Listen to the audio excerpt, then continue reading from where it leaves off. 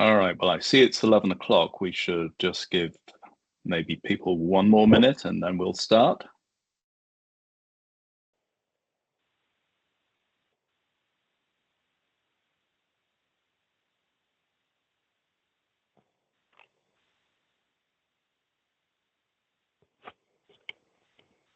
Yeah, it looks like we've got a few people in here already.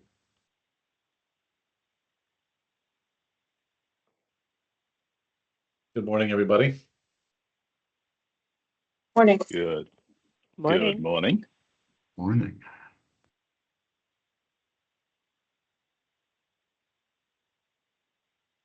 All right, yeah, go ahead, Patrick. Yeah, for those of you that are unfamiliar with the Teams webinar format, we do have the chat and the Q&A sections enabled for this meeting. So while Roger's primarily going to be driving the show, I'll try to respond to any questions that you guys have in the Q&A or the chat sections here. So if you have any questions, just post them there. And if I think Roger should make any specific announcement about them, we'll interrupt him and do that. But otherwise, I'll respond in the chat for you. All right, sounds great. So good morning, everyone, and welcome to our webinar, and thanks for taking the time to join us. So for those of you that I haven't met, I'm Roger Walton. I'm Chief Operating Officer at PCG. Patrick is one of our senior engineers and has been very involved in the development of Hub360, and we also have Chadzi from PCG with us. And so the reason for the webinar is that I'm very excited to be announcing the general release of our new client portal, which we call Hub360, and which is designed to streamline service management. So eventually we expect that everyone that's using PCG services will use this portal, but in its first release, it's aimed primarily at our points of contact in each of our clients. And those of you that were invited today were invited because that's one of the roles that you play. So what I want to do is to make just a few remarks on the intended purpose and benefits of Hub360, and then take you through a live demo of Hub360 so you can see some of the features in action. And then I will do kind of a quick wrap up and tell you about the incentives that you will or may get from attending this webinar. And if we have any time left, we'll open the floor to questions. So my goal is to be done in 30 minutes. You know, we can get the message across quickly and hopefully get you on your way. So let me share my screen with you.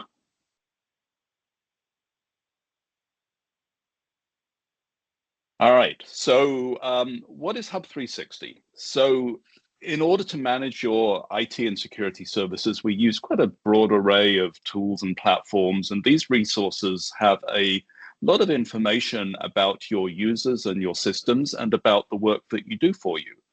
So what we've done in Hub360 is to provide a single pane of glass where we can share this information with you with the ultimate goals of minimizing your effort in interacting with PCG, while at the same time, hopefully maximizing the return on to your business on your investment in IT. So this slide shows some of the benefits that we think will make this current version of Hub360 particularly helpful to our client points of contact. So the first of these is just to keep track of the work that we are doing for you. And much of the work that we're doing from you is in the form of service tickets. So you can see what we're doing, if we're doing everything we're meant to do, and also if you have any actions. And for those of you that, you know, where you're not the only person who submits tickets, you'll also be able to see what other users in your organization are doing, since your view will have the tickets entered by all of the other users as well.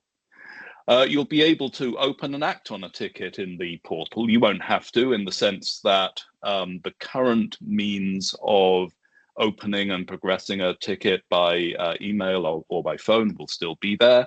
But this may, in some cases, be a preferable way of doing it, and in some cases, a more efficient way of doing it.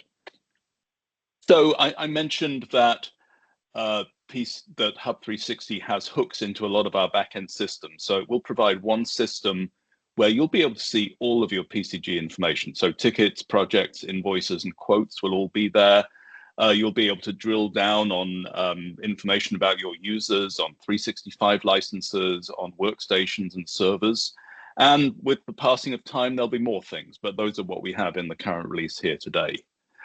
We also have some pieces of it that we use for compliance gap reporting and quarterly planning. So I'll give you quickly show you those, and also a knowledge base and some training capabilities.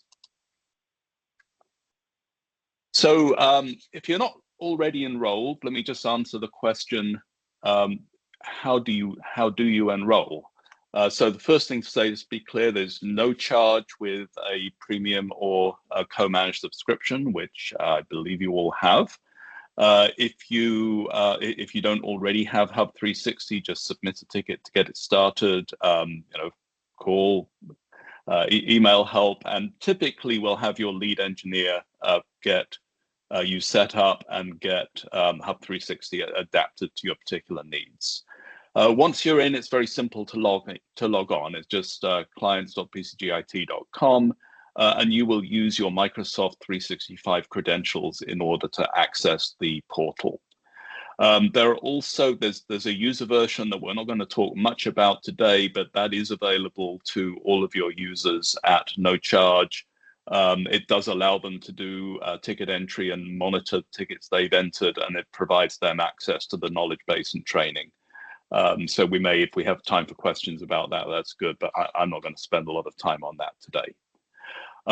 So with that, I am going to leap right into the demonstration, and I'm going to start off at the home page. So here you can see 3 elements. So in the upper element, there's dealing with service tickets. So there's reporting a problem, there's requesting a service, and also where we're going to go in a minute and look at the list of open tickets. You'll also see below is the knowledge base. I'm going to come back to the knowledge base a little later in the presentation. And on the right, there's a panel where we can communicate with you. And one of the things we'll communicate to you is if you have a ticket that is in waiting status, or that means you need to take some action to perhaps to confirm that something is complete, or because we need some information from you. You will see it there, and you'll click on the view tickets, and it'll take you to the ticket. So for now, what I'm going to do is to go and look at the ticket listing, and what you see here is a set of tickets. You see the subject that you've entered. You see when it was created, when it was last updated, and also the status of the ticket. Is it scheduled? Is it not been started yet? Is it in waiting on client mode, which is the mode in which you need to do something to the ticket? It has a priority, so if you have a lot of tickets, you may want to sort them so you see the highest priority tickets first. And there's also a category. So help desk is basically for problems, implementations is basically for service requests. And a key thing to know is that the MS or TS after the category, MS are things that, at least at the time that, as of now, we believe those are going to be covered by your agreement. And if it says TS, it means that as of now, we believe that that's most likely a chargeable service.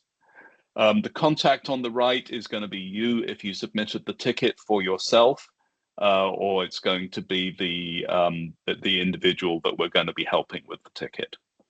And then, if you want to communicate on the ticket, then you can, simply click on the ticket, and then you'll be able to communicate with us. So please confirm Patrick now has access. And so I can just say he does and send that. And then we would be able to update the status of the ticket, and we'd be able to move on. So let's go back to those ticket categories at the beginning. So if I want to report a problem, so we have and again, you don't have to use this means, but it's here, right? So if you have the portal open and you want to submit a ticket, you can do it here. Different categories, and there's a miscellaneous category in case it doesn't fit. If you click, for example, file access and restore, you're going to get a screen that pops in from the right that you're going to fill in. The things with little red asterisks are mandatory, so you have to put something in those. There's also there's an open section, so you can tell us anything that you haven't addressed specifically in the questions. But this says, so in this case, so we know it's file access and restore. Is it a file restore request, file access request, a lost map drive, or another file issue? So you have to, you want to put that in. Is it experiencing, who's experiencing it? Is it a few people? Is it all users? Is it just you, just one user, or you don't know? So if it's a few people, you can click that. How is it affecting the business? Is it critical to you, or do you have a workaround? So if you have a workaround, then, obviously if your business is at a standstill, it's going to become a P1 and we're going to work on it immediately. If you have a workaround, then it's going to be in a lower category. When was the last time it worked correctly? Earlier today. So you can put in your notes. Now, if you're reporting for you, you're done. If you're reporting for another user, which is a point of contact, you often are, then you can put in the name of the user here. And if you want us to work directly with them, you can tell us how we should contact them. So there we go. We'll submit that one. So that is how we report a problem. If we want to request a service, same general idea. So I'm going to order a new PC. I'm going to order one for Patrick because Patrick needs a new laptop. And so I'm going to select laptop. I'm going to give him a laptop bag. And, we have a couple of other fields where you can put in other equipment choices that you want to make, where you can decide, he's going to pick it up. Do you want to cycle his old equipment for free? No, because he's keeping them. Anything else we should know? So critical things. So he needs it by October the 15th. And anything else you want, if he has a preference for a Lenovo, if there's a minimum screen size, if there are other things that he needs, these open fields are available for doing that. So I'm going to submit that too. And now if I go to the ticket updates, these ones we just did here are just showing at the top. So they're already created as tickets in our system, and we will action them in the normal way. So there's a real quick look around the tickets. So tickets is one of the types of work that you can access through this portal. The others are, if we go down here, we can look at projects. So this is not as interactive right now, but we do have information on the projects that are open. What are they? What's the dates? When are we expect, or how complete are they? There is also your invoices are listed here. So generally in most recent at the top, show whether there's a balance. And we do have a direct link. If you wish to pay your invoice now, there's a direct link to the payment portal.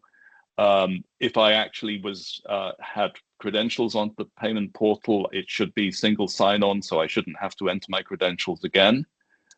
So we would make sure of that. If you're the person that pays, then you should be set up for single sign-on to the payment portal.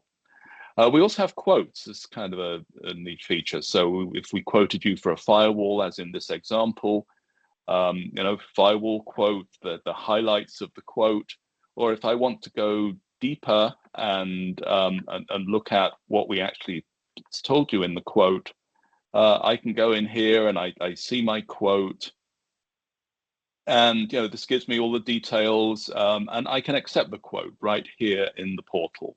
So again, you can already do this. This is in your email, but this just provides another way of doing it, so that you can do all your PCG related tasks, should you choose, in the same place. So next thing I wanted to do is, I mentioned that we have a lot of different information, and I wanted to show you a little bit of the way that we can look at a particular user's 365 accounts, or look for more information on their PCs. So we start with 365. So one of the things I can do is I can just look and see exactly what licenses does my business have. If I want to click on one of these types of license, because I can't remember what I did with my business standards, I can click into that, and it will tell me who are the people that have the business standards. It'll also tell me how many I have and whether they're allocated. If there's a billing cycle, in other words, not just month to month, it'll tell me, give me some other information there. So I can also look at it from a user perspective, right? So if I want to go to a user, I can see this user has, tells me which licenses this user has, and will give you some other information as like which groups they're in. I'm going to click on this one because you'll see that in general, with a fully set up client, you'll also be able to get to all of their endpoints. So this is a really helpful way of looking at a user, looking to see what their 365 is, and going to their endpoints. I'm going to do that, but before I do that, I just wanted to mention a couple of other things about this screen. So they also have the user groups, the 365 groups, alternate emails that each of these users may have. It shows some information about them. A key thing for 365 is that they have MFA enabled. And I just wanted to point out, this is devices, so everyone, of course, should have 365 MFA enabled. If someone does not, then it's highlighted in red. So it's Hub360's way of telling us that the individual is not compliant, the user is not compliant in some way, and so we might potentially have an action there. Roger, a quick note there. If you see that field as blank, or if you think it's incorrectly reporting as no, it is likely because the account does not have the adequate licensing to put in a conditional access policy that enforces multi-factor authentication throughout the site. Thank you, Patrick. So moving on to endpoints. So we just clicked on hands, I think it was endpoint. And here what we have is the information from our agent that is installed on the device, right? And we have a bunch of information. I'm not going to could spend quite a long time on this, but we have an overview, which is what we're looking at, detailed hardware configuration, users, if there's anyone apart from the named user. You can look at all the software. So if you want to know whether your users have a particular piece of software installed, you can look here. And the same goes with the for the security controls. It tells you the last update. It tells you which AV it has. Windows 11 readiness is an interesting thing, and here it'll tell us what are the things. So this particular computer doesn't have a new modern enough CPU in order to support Windows 11. So this one is never going to be ready. And that's why these things, again, they're using the convention of being in red. So is the drive encrypted? No, this isn't. We like to have all of our drives encrypted these days. So one other thing in that category. So that's kind of what I wanted to cover in the drill down. You'll see there's servers here as well, and there will be more things as we go forward. But to sort of build on, so we were showing you in terms of people set up some areas where they were not compliant. that goes to your planning function, right? So we want to help you, be able to kind of organize, your future needs so that you can plan your operations and your budgets accordingly. And so one of the things we do, many of you will participate with us in what we call VCIO meetings. And that's where we kind of go through what are the developments in your business, in your industry, in your IT environment, in the IT world generally, that means that you should be thinking about some types of organizational or operational or financial investments going forwards. And so we have a project planner that we use for this, and we give each of the potential investments a name, and there will be kind of typically a recommended list when we come and see you for a VCIO meeting that of some of the things that we think you should be looking at over the next couple of years. And we may decide based on our discussion to kind of lay them out so you're not trying to do everything at the same time, but to come up with a way of mapping these onto calendar quarters. And then over time, we'll see that some of these things were done and were completed, and some of them remain to be completed. But again, just a tool to help with the critical plan of or the critical task of planning. And then I mentioned at the beginning the knowledge base. So let's go and look at the knowledge base. So this is pretty neat. So this would only be populated for the particular products and services that you use. But for each of these, it's going to give you, and address some kind of commonly asked technical, pseudo-technical questions. So for password management for Keeper, maybe one of your questions is, how do I get Keeper for free for my personal passwords? Yes, you can do that, but how do I actually do that? And they click on here and it'll tell you how to go about it. So there are similar sort of common questions that come up for all of these things. And of course, for many of these things, you're completely free to call PCG and we can help you with them. But sometimes you just want to, may actually be quicker just to see what the answer is and see that. So we also have a university, and a university has right now that there are 365 courses. Most of those videos that we have been through and we've identified as ones that we think will be particularly useful to our client base. We have a couple of security ones on there, security awareness training, Keeper, which is very helpful to have a guide to all the Keeper features, and we'll be adding to this over time. So this is pretty more oriented towards the end users rather than you as the point of contact, but you'll be able to assign these to users, and users will also be able to log on, and we can provide you more information about that as you need it. So that is the quick demo.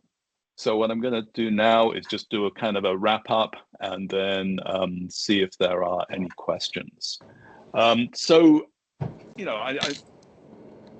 as we've talked about, we think that Hub360 is going to make our interoperation with PCG much easier, more seamless, while improving our service quality. And and again, it's really not meant to. We're not forcing you to use this rather than other things, but it will be another option that you have available. And we think that as we roll out future releases, there are more things that are going to be of help to you, and we're going to it's going to become much more useful to individual users. And then I think the other thing to mention is that we're seeing growing needs for when you want us to do something, we need to have an audit trail for that. So that may just be because of your own security or financial standards, or it may be because you have a compliance requirement. So when you do things like add a user and specify their permissions via the portal, then we have good authentication and we have a good audit trail of who asks for what when. And so that can be very helpful. And so for those kinds of reasons, we will certainly be encouraging that you use the portal for both all adding and removal of users, which includes defining what capabilities they have, and also for ordering PCs, which is a very common thing to do. And again, we want to make sure that the right things are ordered for the right people. So those two things in particular, we would like you to steer you to Hub360 now, and very likely we'll make those mandatory at some point in the future, but it's certainly not happening in the near term. So final thing before we take questions. So we promised you incentives. So two things. One is we'd like you all to try Hub360 over the coming weeks. As an incentive, every PC that you order through Hub360, you will get every PC up to 5. You'll get $100 off the PC build fee when you order it through Hub360, up to 5 per client. And just for turning up today, you'll also be entered into an Amazon drawing for $100 gift certificates. So that is what we have to share with you today. And we are, Patrick, do we have any questions? No, I think I've been answering some chats here. So if you think you're missing a knowledge base article field, it may be that we have not assigned that to you yet. Maybe we've just completed a cyber hygiene project for you and we haven't assigned that in here for your company. So if you have any questions about that, feel free to reach out to us by opening a ticket, or you can also reach out to Amy or your lead engineer, whether that's myself, Orion, Glenn, etc. We're all kind of in this system together. So if they have a question about how to do something, they'll ping me, and we can make sure you get access to everything you need. Yeah, I maybe just mention one thing that also came up in a question was, what the functionality that we went through is focused on points of contact for clients. There are also, the system is available for individual users. I wouldn't tell you that it's compelling for individual users today. I think that will change over time, but certainly it's good for the education component. But you may also have other managers in your organization who maybe want to see the PCG activity but just for the set of users that they're responsible for, and we can also set up that mode. So just something else to have in mind. All right, then thank you so much for attending and giving us some of your day. I hope you have you try out Hub360 within the next few weeks, and have an awesome rest of your day. Thank you very much. Thank you, everybody. All right, Roger, Patrick, thank you very much. Thank you. Thank you. Thank you. Thank you. Thanks. Have a good one.